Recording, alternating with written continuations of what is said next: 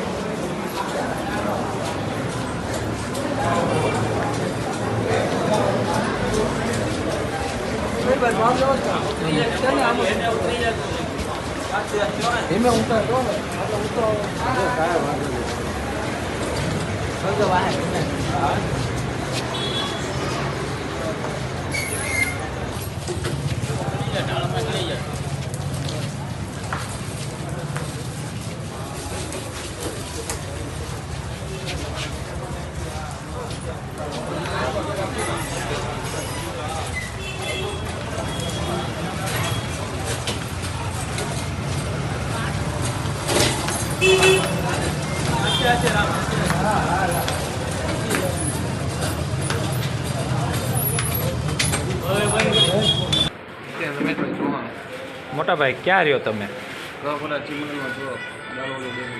શું બનાવ બન્યો? કોની સાથે? કેટલા ટાઈમ પહેલા માથાકૂટ થઈ હતી? અત્યારે શું થયું હતું? અત્યારે કાંઈ નહીં, હું